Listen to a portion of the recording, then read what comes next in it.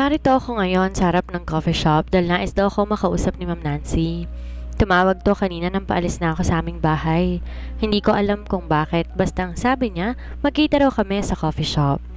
Huminga muna ako ng malalim pagkatapos tinignan ko ang oras sa aking orasang pambisig. May 20 minutos pa naman bago magbukas ang mall. Kaya naman napagdesisyonan ko nang pumasok sa loob.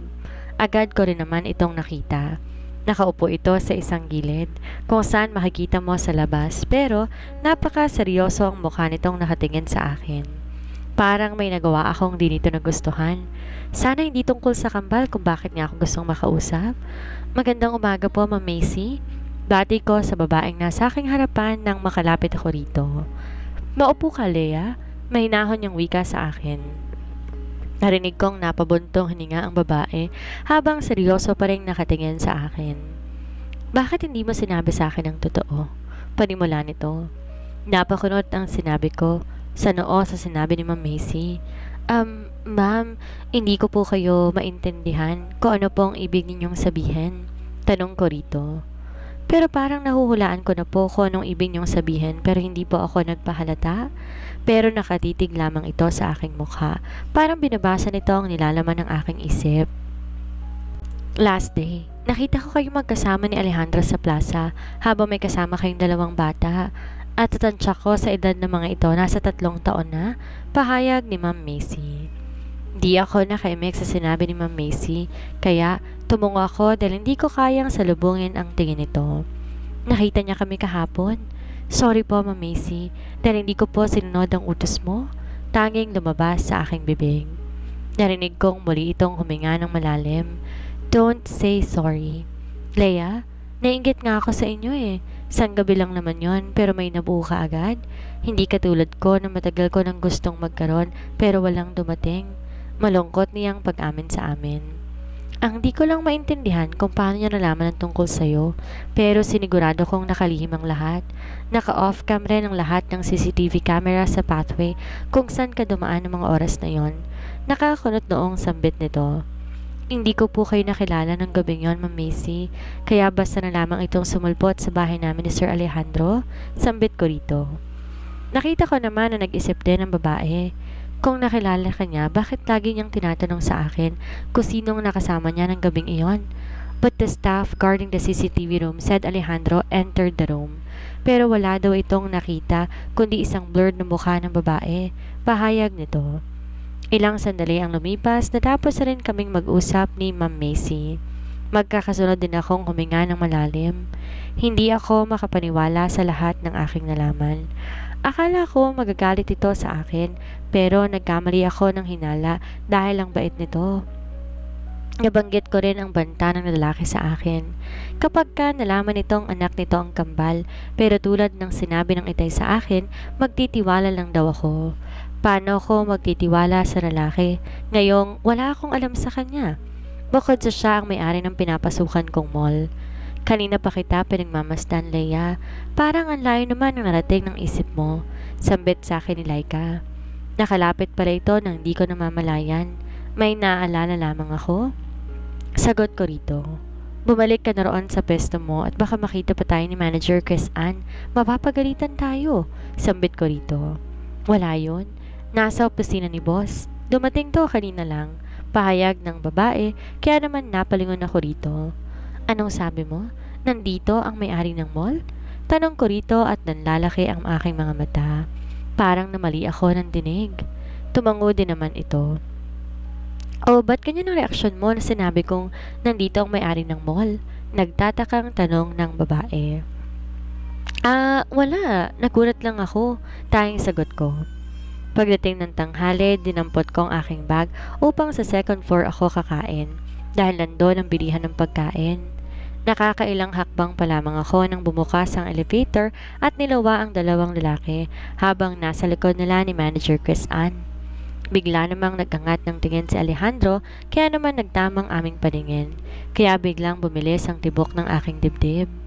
Hindi ko rin alam kung ano nga ba ang dapat kong gawin kung iiwas na nga ba ako rito pero pinili kong magpatuloy ako sa aking naudlot na magpunta ng second floor. Kaya muli akong humakbang, pero nakakailang hakbang pa lamang ako nang may pumigil na sa aking kamay. Kaya tumingon ako sa taong may gawa. Nanlalaki ang mata ko na makita kong si Alejandro ang pumigil sa akin. At lahat ng kasamahan ko sa trabaho na pasinghap sa kanilang lakita, lalo na kay Manager Chris Ann. Bro, ano yan? Siya bang sinasabi mong bago? Nakangising sambit ng lalaking kasama ni Alejandro. Shut up, moron. Mauna ka na. Magkita na lang tayo bukas. Naiinis na wika ng lalaki sa kasama nito. Kung ako sa'yo, pahirapan mo ang boss mo. I'll kill you, bastard, kapag hindi ka pa umalis. Galit na sambit ni Alejandro sa lalaki pero nakangisi lamang ito. Relax, bro. Aalis na ako. Pagsuko nito at talagang tinas pa ang dalawang kamay nito.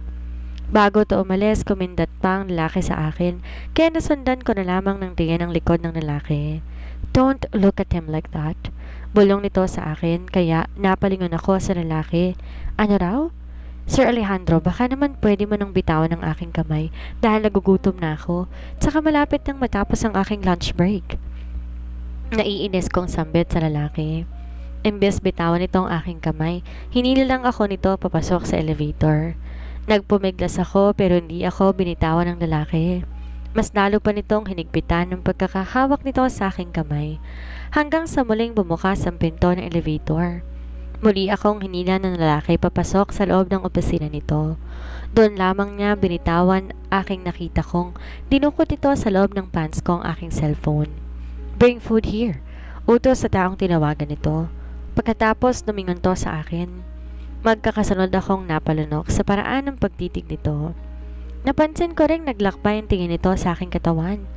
Dahan-dahan din tong makbang papalapit sa akin kaya napaatras din ako.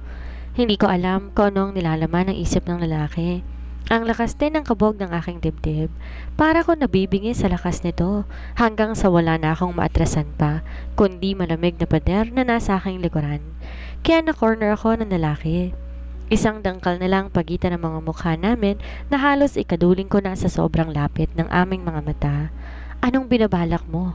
Kinakabahang tanong ko rito pero ngumisi lamang ito. Kaya sobra ako nahintakutan sa paraan ng pangisi nito. Siguro naman, pwede na nating ipagpatuloy ang naudlot kagabi?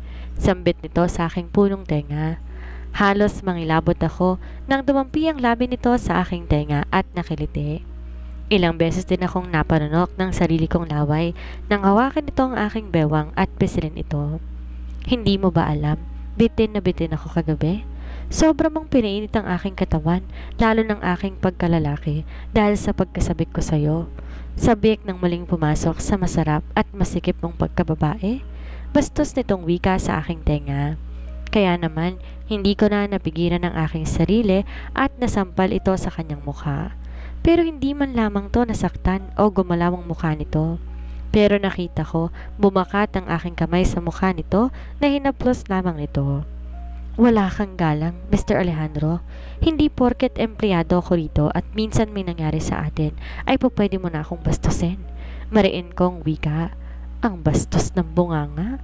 Walang babaeng pwedeng tumanggi sa akin, lalo na ikaw.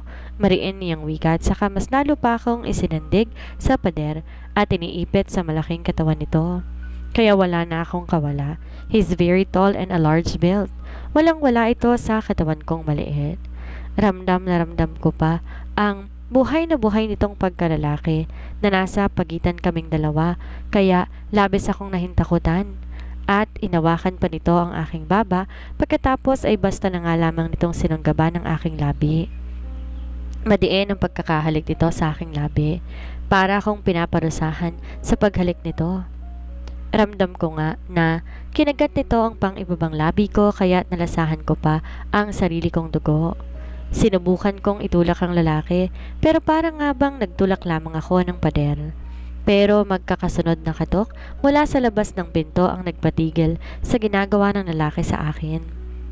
Sinubukan kong itulak ang lalaki pero parang nagtulak lamang ako ng pader. Pero magkakasunod na katok mula sa labas ng pinto ang nagpatigil sa ginagawa ng lalaki sa akin. Damn! Mura pa nito? Doon lamang ako nakahinga ng maluwag nang umalis na ito sa aking harapan upang buksan ang pinto. Habol-habol ko rin ang aking paghinga dahil parang kinakapos ng hangin ng aking baga. Napaayos ako ng tayo at muli.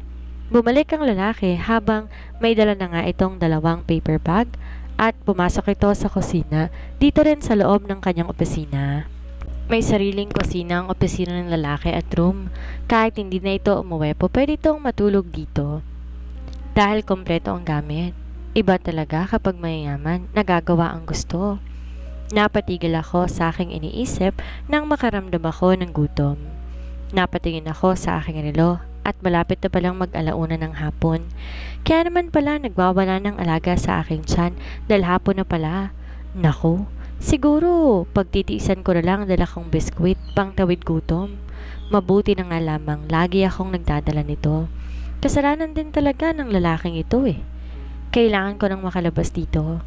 Sasamantalahin ko na habang wala pa ang lalaki dahil baka ano pa ang gawin nito sa akin kapag ka nagtagal pa ako rito.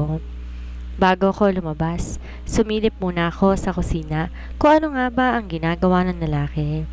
Pero nakita kong nakatalikod ito habang nag-aayos ng mga pagkain niya. Kaya hindi ako nito mapapansin na lumabas. Bahala siya sa buhay niya. Nakahinga ako ng maluwag nang tuluyan akong makalabas sa opisina ng lalaki. Nakakainis din tong puso ko dahil kanina pa ang bilis ng tibok nito. Parang magkakasakit pa yata ako sa puso kapag nasa malapit lamang sa akin ng lalaki. Magsabi ka nga ng totoo, Leia. May relasyon kayo ni boss, no? Halos mapatulan ako sa gulat nang biglang sumulpot ang aking kaibigan sa aking tabi. Ay, kabayo! Kabayo na maganda, bes. Ewan ko sa'yo, bakit ka ba nang gugulat? Simangot kong saan dito.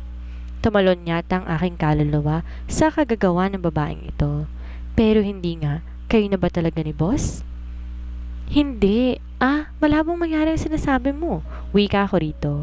Umiling lamang ang babae. Kitang-kita niya naman kanina eh. Huwag na kasing itanggi pa. Pero alam mo, bes, bagay kayong dalawa. Kinikilig na wika pa nito. Tumahimik ka nga dyan, babae. Wala akong balak mag-asawa. Tsaka bakit ka ba nandito?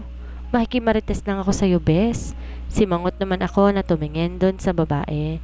Oh, nasabi ko na sa'yong totoo. Kaya po pwede ka nang bumalik sa trabaho mo. Pero ngumisi lamang siya sa akin at saka tumalikod na ito. Napapailing na lamang ako. Lumipas ang maghapon.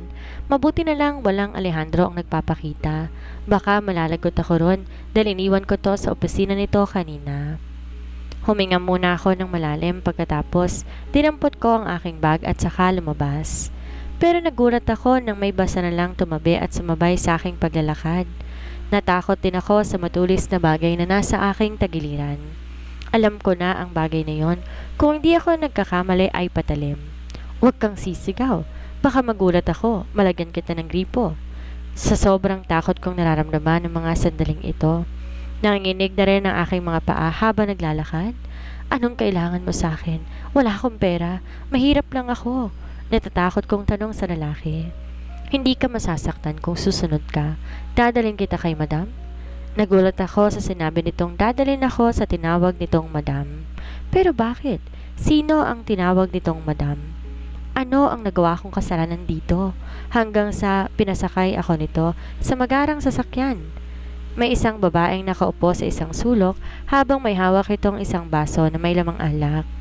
Di ko makita ang mukha nito dahil madilim ang kanyang kinaroroonan.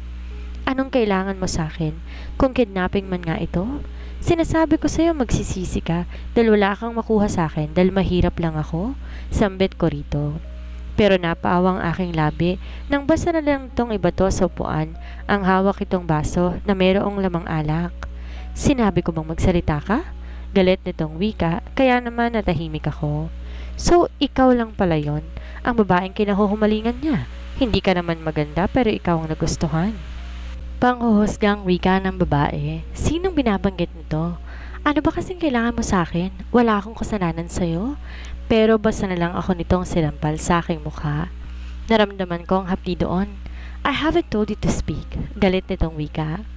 Nakarating ako sa tapat ng bahay namin nang di ko namamalayan. Dahil utang ako sa aking isipan matapos ang pinag-usapan namin ng babae. Takot ang aking nararamdaman para sa akin, lalo na sa mga anak ko. Di ko alam ano bang dapat kong gawin o isipin. Para sa aking pamilya, gagawin ko ang lahat para sa kanila. Hindi ko hahayaan na may mangyari masama kahit isa man sa pamilya ko. Buhay ang nakataya dito kaya mas pipiliin ko ang kaligtasan. Pag-isipan ito dahil aalis kami. Hindi ko rin alam kung saan ang taong sinasabi nito na nagbabantay sa akin sa bawat kong kilos.